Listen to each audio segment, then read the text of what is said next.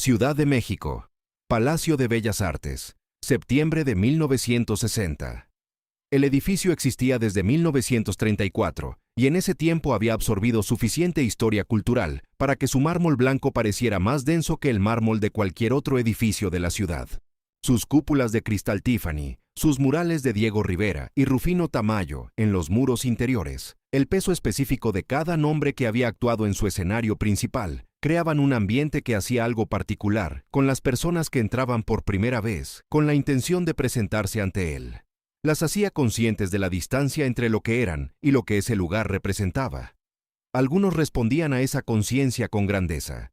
Otros nunca llegaban a responder. Esa noche de septiembre, el Palacio celebraba el homenaje nacional a la canción mexicana, un evento que la Secretaría de Cultura organizaba cada 2 años con el propósito declarado de reconocer la tradición musical del país y el propósito no declarado de demostrar que el Estado mexicano tenía sensibilidad cultural suficiente para merecer el presupuesto que le dedicaba.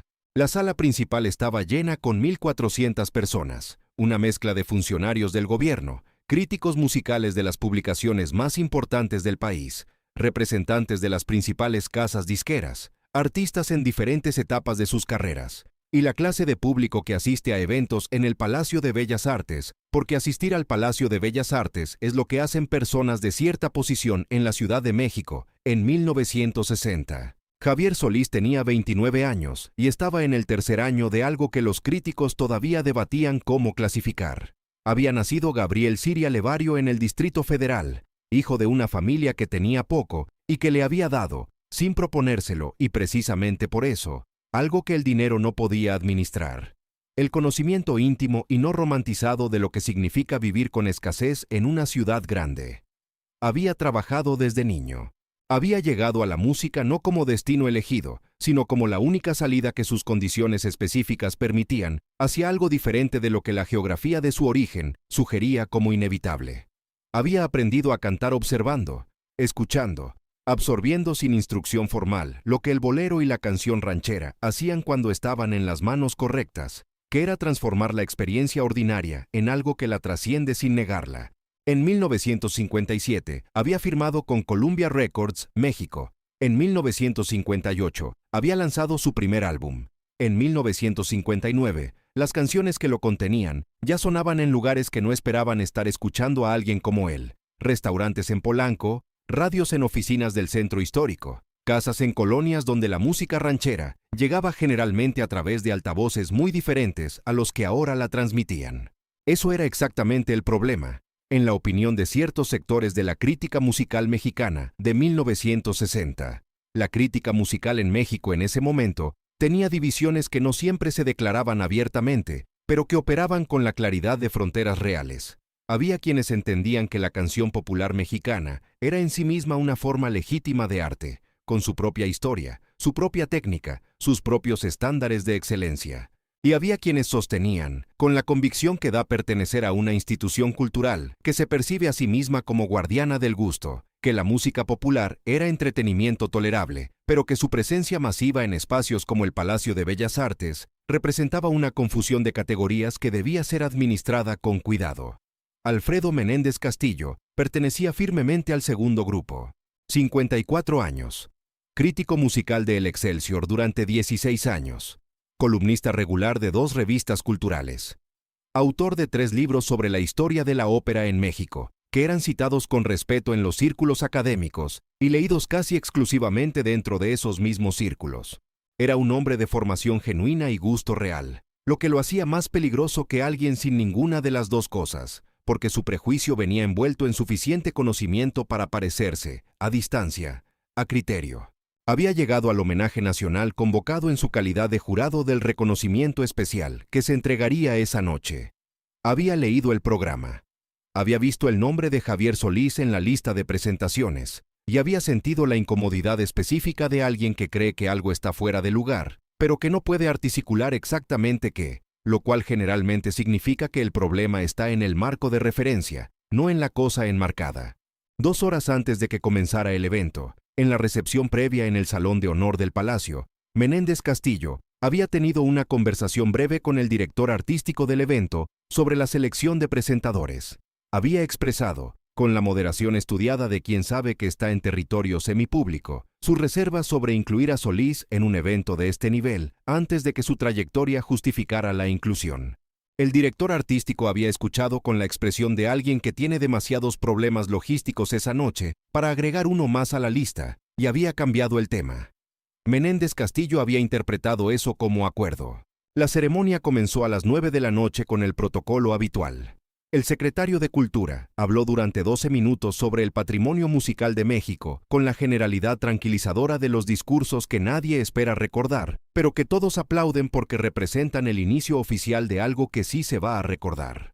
Dos cantantes establecidos actuaron en los primeros lugares, recibiendo aplausos que eran una mezcla de reconocimiento genuino y el tipo de respeto que los públicos institucionales entregan automáticamente a los nombres que ya llevan suficiente tiempo siendo importantes como para que aplaudirlos sea reflejo condicionado más que reacción.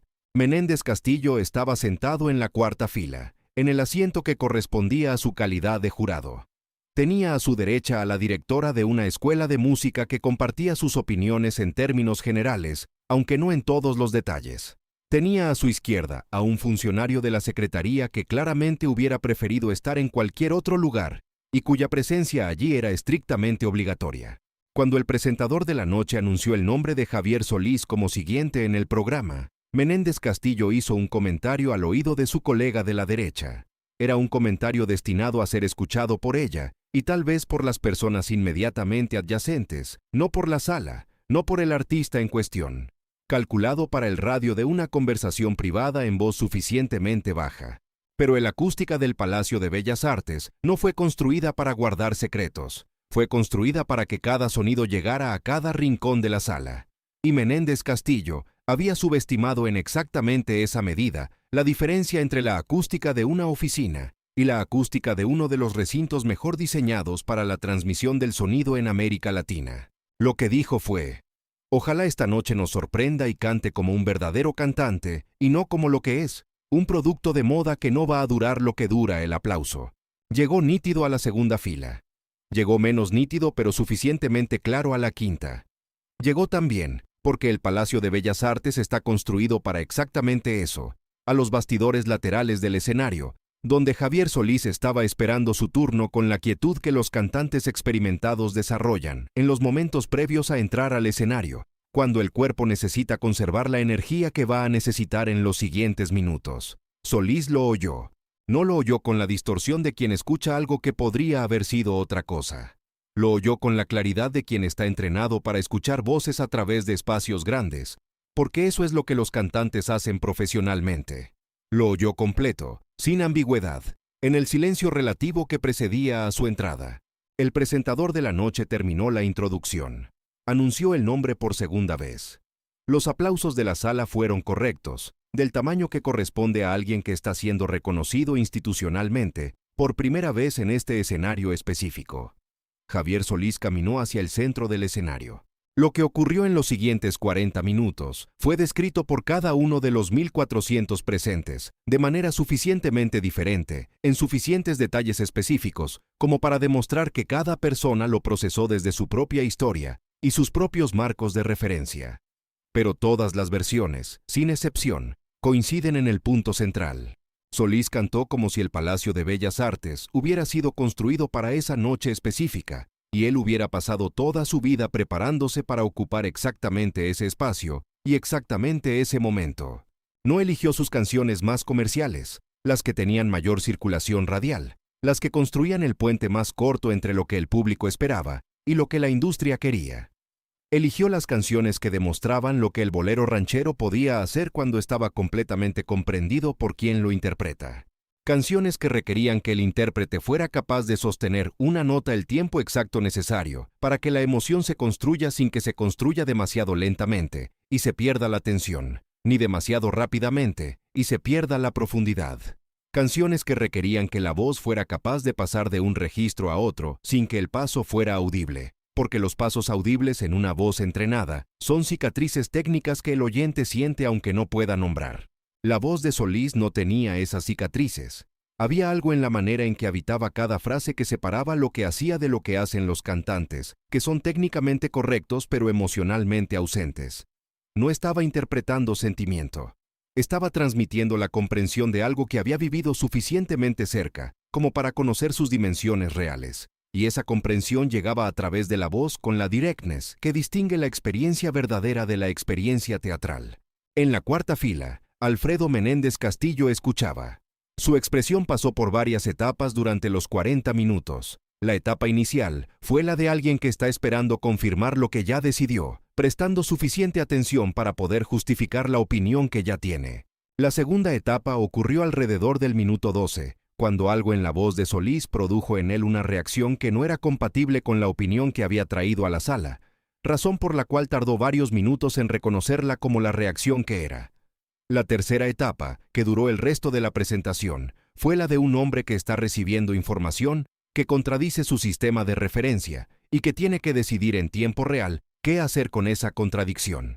Cuando el último acorde de la última canción terminó, la sala del Palacio de Bellas Artes hizo algo que las salas del Palacio de Bellas Artes hacen raramente, porque el público que las llena generalmente ha aprendido a modular su entusiasmo para que sea compatible con la seriedad del espacio. Se puso de pie. No la sección de la izquierda, no la tercera fila, no los conocidos de Solís que vinieron predispuestos a aplaudir. La sala. Las 1.400 personas que llenaban ese espacio en esa noche de septiembre de 1960 se pusieron de pie con el movimiento orgánico de algo que no fue coordinado porque no necesitó serlo, porque todos en esa sala estaban respondiendo a lo mismo desde lugares diferentes y llegando simultáneamente a la misma conclusión. Menéndez Castillo fue el último en ponerse de pie, o entre los últimos, dependiendo de a quién se le pregunte. Lo que es cierto es que se puso de pie, porque no hacerlo en ese momento, en esa sala, hubiera requerido una cantidad de convicción que el hombre no tenía después de 40 minutos de escuchar algo que había demostrado ser incompatible con la convicción que había traído. Solís no hizo teatro con el final. Agradeció con una inclinación que tenía la naturalidad de alguien que ha aprendido a recibir reconocimiento sin ser transformado por él, lo que es más difícil de lo que parece y más raro de lo que debería ser. No miró en dirección específica a la cuarta fila. No era necesario. En el salón de recepción posterior al evento, Menéndez Castillo escribió en su agenda personal, no en su columna del día siguiente, sino en su agenda, 3 palabras que su secretaria encontraría meses después, cuando él ya había revisado la opinión en público también. Me equivoqué completamente. La columna que publicó en el Excelsior 3 días después del evento no contenía esas palabras exactas. Contenía algo más cuidadosamente construido. Una revisión de sus criterios de evaluación, enmarcada en términos que preservaban suficiente de su autoridad previa para que la revisión fuera posible sin ser demoledora. Era el tipo de texto que los críticos escriben cuando han presenciado algo que no pueden ignorar, pero que tampoco pueden reconocer del todo sin costo. Quienes leyeron aquella columna sabiendo lo que Menéndez Castillo había dicho en el Palacio 3 días antes, entendieron exactamente lo que significaba.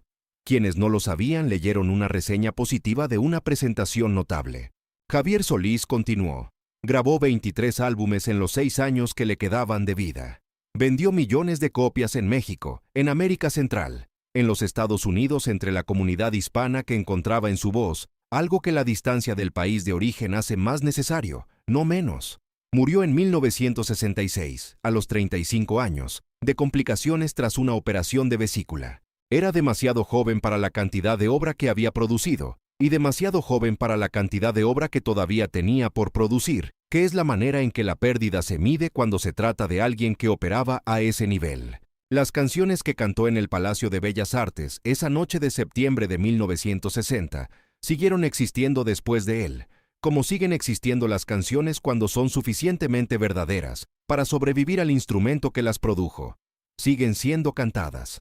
Siguen siendo descubiertas por personas que no habían nacido cuando él las grabó, y que las encuentran con la sorpresa de quien encuentra algo que parece haber sido hecho para ellas específicamente, lo cual es la señal más confiable de que algo fue hecho con suficiente honestidad para trascender el momento específico en que nació. Alfredo Menéndez Castillo se jubiló en 1971. Murió en 1979. Su obra crítica es consultada ocasionalmente en contextos académicos específicos. No es recordado por el comentario del Palacio de Bellas Artes, porque los comentarios no se recuerdan. Lo que se recuerda es lo que ocurrió 40 minutos después de ese comentario, que es la única respuesta que importaba, y que fue dada en el único idioma que no puede ser discutido. Porque hay preguntas que solo admiten una respuesta, y hay respuestas que no requieren palabras para ser definitivas.